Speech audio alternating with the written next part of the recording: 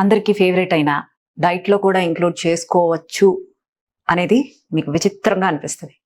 పప్పు ఆవకాయ అన్నం డైట్లో ఎలా చేసుకోవచ్చు హెల్దీగా, అంటే హెల్దీ వెల్ బీయింగ్ తినటం అనేది ఇంపార్టెంట్ అని నేను చాలాసార్లు చెప్తున్నాను, ఎడ్యుకేట్ చేస్తున్నాను. Longevity diet is good and well being diet is good. Okay, మనం ఆవకాయ అన్నం తిన్నా కూడా ఈ విధంగా తింటే మనకి హెల్త్ డెఫినెట్గా 100% టేస్ట్ కూడా ఉంటుంది. సో ఎలా చేస్తానో, ఎలా తిందాం, ఎలా టేస్ట్ ఉందో మీకు ఎక్స్ప్లెయిన్ చేస్తాను చూడండి. పప్పులో నెయ్యి లేకపోతే ఎలా? నా ఫేవరెట్ నెయ్యి. సో నెయ్యిలో గుడ్ ఫ్యాట్స్ ఉన్నాయి.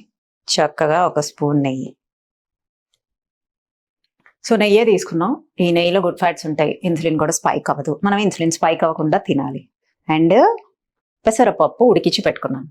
ఈ పెసరపప్పు దీంట్లో వేసేస్తున్నాను. చక్కగా ఈ నెయ్యి మొత్తం దీంట్లో కలిపేలాగా ఉడికిద్దాం.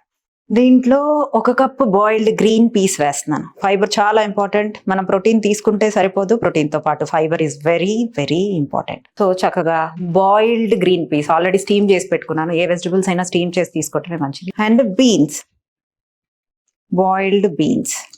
ఇది ఇద్దరు సరిపోతుంది, ముగ్గురికి తక్కువ అవుతుంది. సో ఒక బీన్స్ తీసుకున్నాను.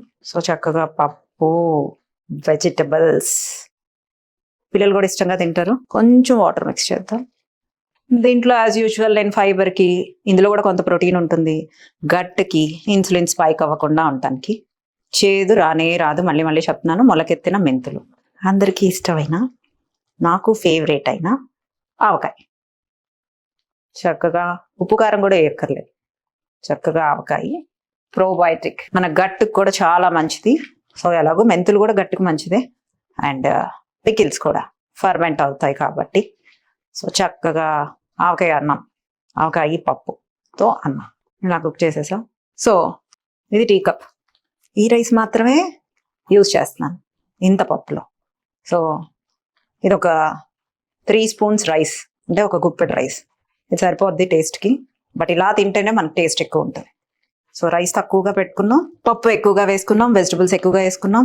సో కార్బోహైడ్రేట్స్ తిన్నా కూడా మనకి షుగర్స్ స్పైక్స్ ఉంటాయి. ఇది తినడానికి చాలా టేస్ట్ ఉంటుంది. చూడండి ఎంత ఫాస్ట్గా అయిపోయిందో. లాస్ట్ కరివేపాకు వేసేద్దాం. డిన్నర్కి ఫాస్ట్గా తక్కువ రైస్తో ఇప్పుడు ఇది ఇద్దరు తినచ్చు చక్కగా. సో టేస్ట్ చూసేద్దామా? నాకైతే ఆకలేస్తుంది. సో తినేద్దామా? చూడండి, అన్నం తక్కువ వేసినట్లే ఉండదు, అన్నం కనపడుతుంది చూడండి. అంటే అంత తక్కువ రైస్ మనకు సరిపోతుందా అంటే చూడండి ఎంత బాగుందో. ఇది ఎంత బాగుంటుందో మీరు చేసుకొని చూడండి. ఇది తినంగానే నాకైతే కడుపు నిండిపోద్ది. సో దీంతో పాటు నేను ఇప్పుడు తినే లెమన్, ఆనియన్, అంటే దీంట్లో కూడా ఐరన్ ఉంటుంది. So iron is always important. Fibre ఉంది, ప్రోటీన్ ఉంది, కార్బ్స్ ఉన్నాయి, గట్ ఫుడ్ ఉంది, అన్నీ ఉన్నాయి. సో వితౌట్ ఫైబర్, ప్రోటీన్ తిని కూడా వేస్ట్. కారము, ఉప్పు ఏమీ వేయకలేదు, అన్నీ బాగా సరిపోయినాయి. వెజిటబుల్స్తో తింటుంటే ఎంత బాగుందో తెలుసా? మీరు మస్ట్గా ట్రై చేయాల్సిందే.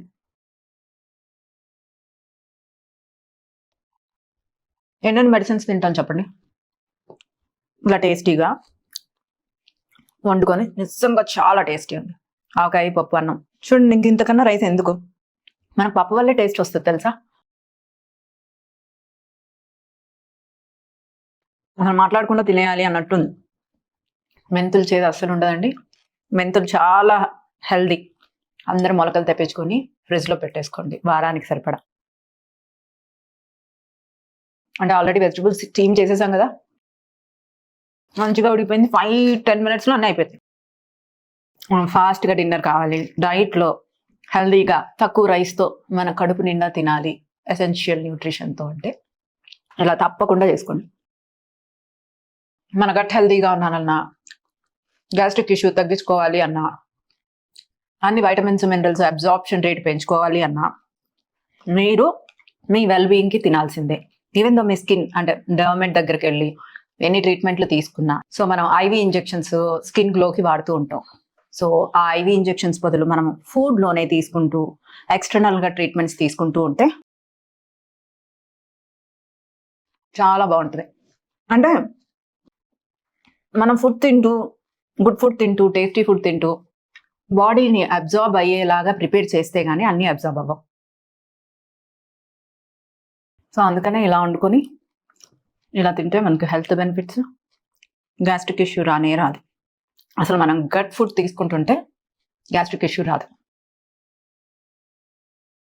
ఎమినో యాసిడ్స్ ఉండే ఫుడ్స్ కంపల్సరీగా కన్జ్యూమ్ చేయాలి, ప్రోటీన్ కంపల్సరీగా చేయాలి, గుడ్ ఫ్యాట్ కంపల్సరీగా చేయాలి, ఫైబర్ ఉండేలా చూసుకోవాలి, ఐరన్ ఉండేలా చూసుకోవాలి. ప్రతి మీల్లో యూస్ఫుల్గా ఉండేలాగా చూసుకున్నప్పుడే మనం హెల్తీ. ఈ విధంగా మీరు డెఫినెట్గా ట్రై చేయండి, నిజంగా చాలా టేస్టీగా ఉంది. సో ఎప్పుడు చెప్పేదే, try it, have it and share it.